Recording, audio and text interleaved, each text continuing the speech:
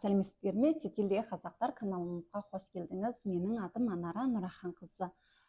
Бұл каналда Канадаға қалайдан оқуға, үйренуге, саяхат жасауға, иммиграциялық жасауға болады дейтін тақырыптарды айтып келе жатырмын. Әрине, көп программдарды таныстырдық.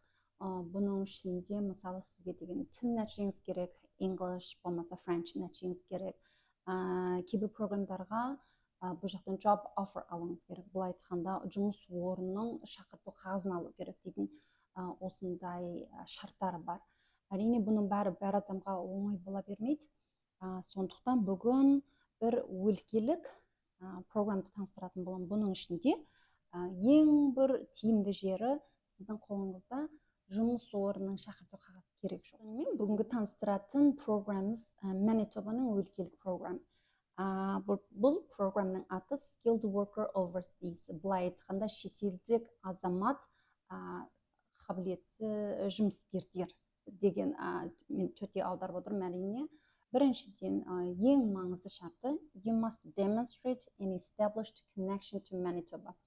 Сіз Манитоба өлкесіне деген өте тығыз байланысыңыз бар екенін дәлелдеуіңіз керек. Ол не деген сөз? Бұл жерде үш түрлі мүмкіншілікті жазған, бірағында көп адамға бірінші мен екінші жағдайы үйлеседі, сонымен біз бірінші мен екіншісін ғана көрейік. Біріншісі, the support of family member or friends. Өзіңіздің туыс-туғаныңыз, болмаса досыңыз бар болатын болса, көп программдардың ішінде сіздің өзіңіз мысалы тікелей туыс-туғандарыңызды ғана шақырып ала аласыз. Ал Манитобаға сіздің досыңыз бар болатын болса, бұда оны шақыртуына болады. Екіншіден, previous education or work experience in the province. Манитоба өлкесінде сіз бұрын оқығансыз, болмаса жұмыс тарихыңыз бар жағдайда. Бұл екеуі сіздің Манитоба өлкесімен тығыз байланысыңыз бар дегеннің дәлелі болады.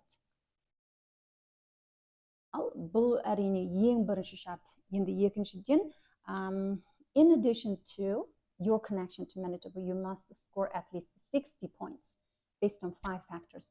Бұл жерде 5 факторға қарап отырып, сіздің нәтижеңіз, нөміріңіз 60 нөмірден жоғары болу керек. Немнен нөмір қандай нәтиже деп ойлайсыз?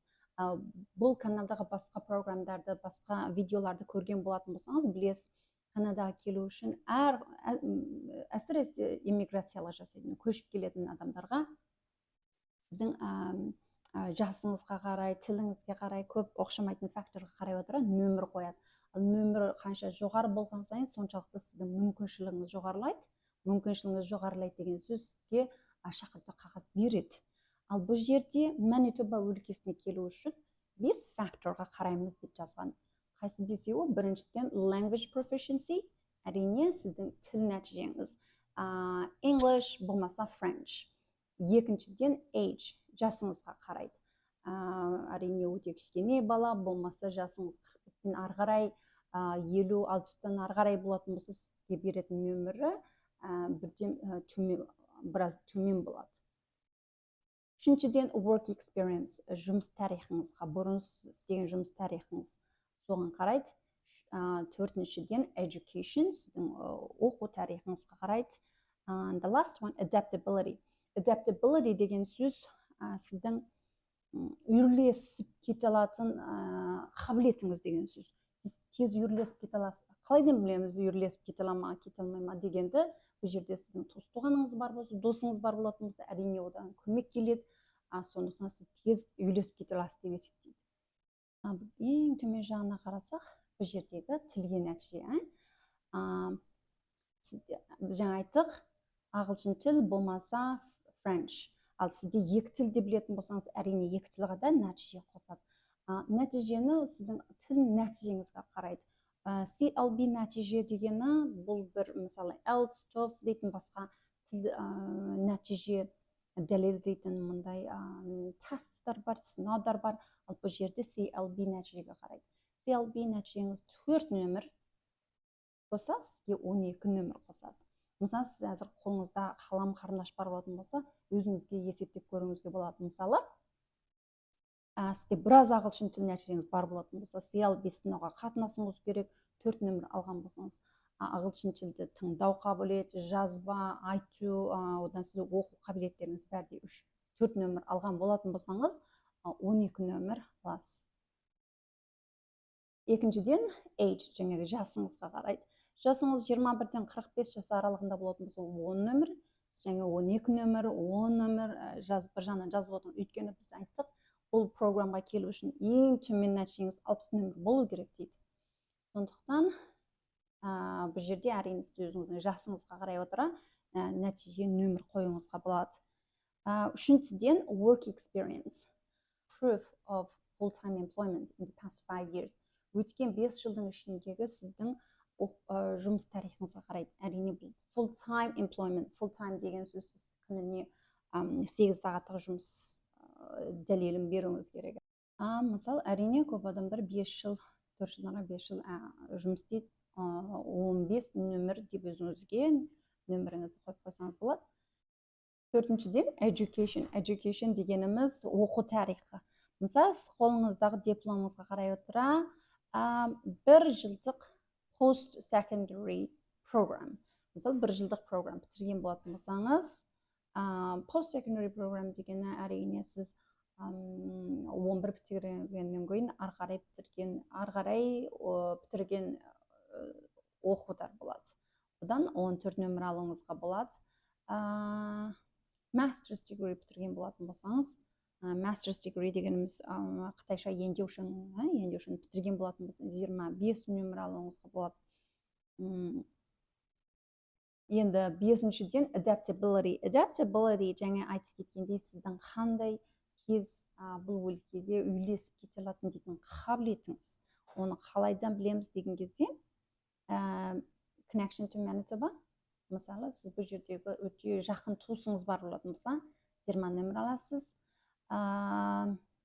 Previous work experience. Бұл жерде қысқа уақытта жұмыс істеген болатын болсаңыз, 6 ай кешен жұмыс істеп көрген болатын болсаңыз, 12 нөмір. Досыңыз бар болатын болса, жақын туыс емес, ұзақ, distant relative. Туысыңыз бірағында өте тығыз жақын емес.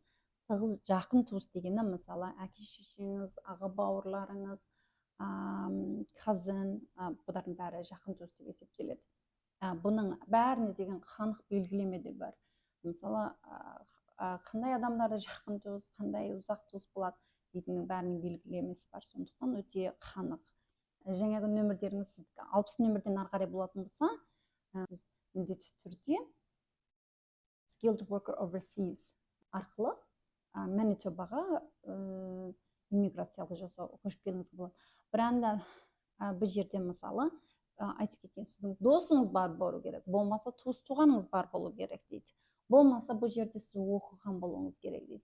Бұлай айтқанда мен өзімнің жеке ойымда бір семьяда болмаса бір адам бұл өлкеге оқуға келген болатын болса, үйренуге келген болса, тіпті ең қысқасын айтқан кезде 1 жылдық үйренуге келген болса, үйрену бітіп осы өлкеде қалып қалған болса, жұмыс істеп жүрген жағдайда ол өзінің туыс туғандарын, тіпті де өзінің достарын бірдерін шақырып алуына болады. Ал енді қалайдан Манитобаға келіп оқуға келеді, қандай програмдар бар дейтін бұдай тақырыптарға қызығатын болсаңыздар, ендігі видеоларда соған қатысты видеоларды шығаратын боламын.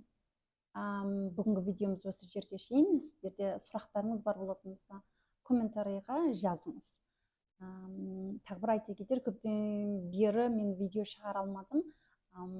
Бұл каналымыз білесіздер, ең басында бір адам жоқ, 0-ден басталып істелген. Әзірге шейін 1000 деген адамдар бұл каналға жазылғандарыңызға көп рахмет. Әлі де сіздердің қажеттеріңізге қарай отыра көптеген видео шығаратын боламын. Сонымен сізбен бірге болған Анара Нұраханқызы. Келесі кездескенше сау саламат болыңыз. Рахмет.